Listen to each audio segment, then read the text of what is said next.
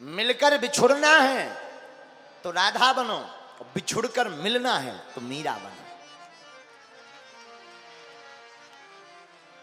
मिलकर बिछुड़न चाहिए तो राधा बनो, और बिछुड़कर अगर मिलना है तो मीरा बनो। हमारा मानना है राधा अगर मिश्री है तो मीरा उस मिश्री की मिठास है। राधा अगर दीपक है तो हमारी मीरा बाती है। राधा अगर दिल है तो हमारी मीरा गोविंद की धड़कन है। हा?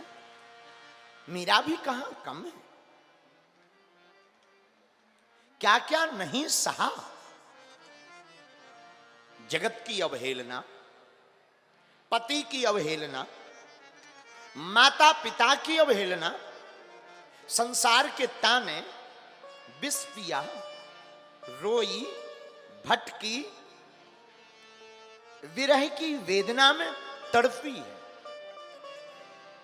लेकिन सब कुछ सहते हुए भी मीरा की एक बहुत अच्छी खूबी है, मीरा ने मरते मरते गोविंद का साथ नहीं छोड़ा।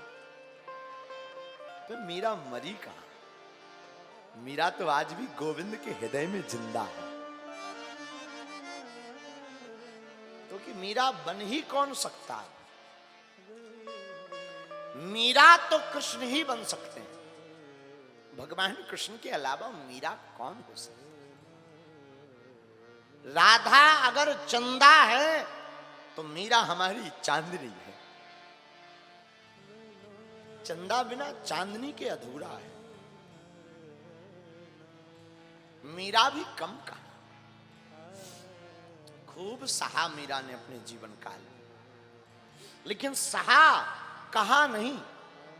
एक होता है लोग सहते हैं तो अपने प्रियतम से कहते हैं, हमने तुम्हारे लिए ऐसा किया, हमने तुम्हारे लिए ये किया, हमने ये कष्ट पाए हैं, हमने तुम्हारे लिए रातों भर जगा। पर धन्य है मीरा, मीरा सहती रही पर कभी गोविंद से कहती नहीं रही।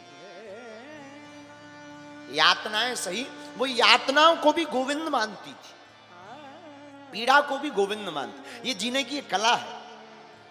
हम लोग सुख को अपना मानते, दुख को पराया मानते, पर मीरा से एक कला तो सीखी जा सकती है। मीरा ने तो दुख को भी गोविंद की याद ही समझा है। मीरा कहती अगर मेरे जीवन में संकट है तो ये मेरी भूल है, इसमें मेरी कमी है। और मीरा तो कष्ट में भी गोविंद को ध्यान लेती, कष्ट में भी कन्हैया को भज लेती, कष्ट भी कन्हैया से जोड़ देती मीरा। आहा, धन्य मीरा बाई।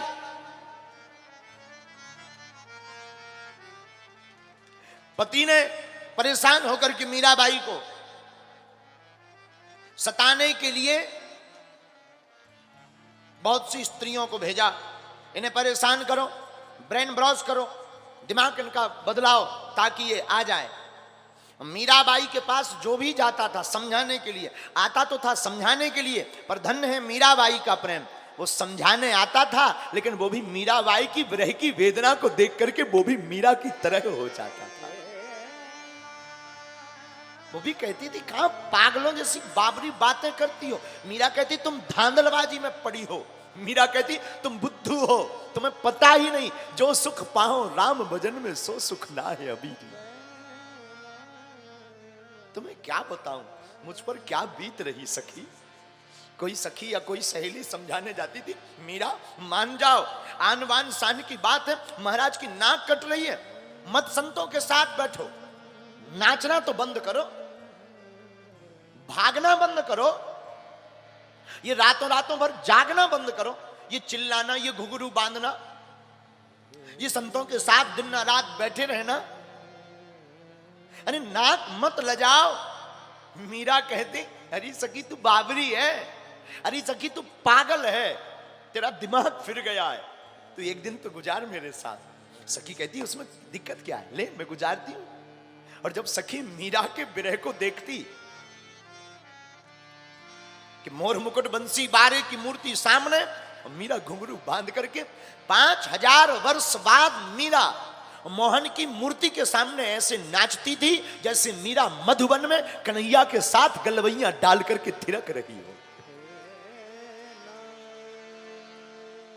लग रहा था मधुबन वृंदावन, ये महल ही वृंदावन बन गया है। लग रहा था कि अब वृंदावन है यहां। अब वो जो सखी थी ना, उसको भी आभास जो समझाने आई थी, मीरा को बताने आई थी, मीरा को डाइवर्टेड करने आई थी, ब्रेन को ब्रॉस करने आई थी, वो सखी भी मीरा के चक्कर में बावरी हो गई और उसे भी लग रहा था कि मैं भी अब गोपी बन गई।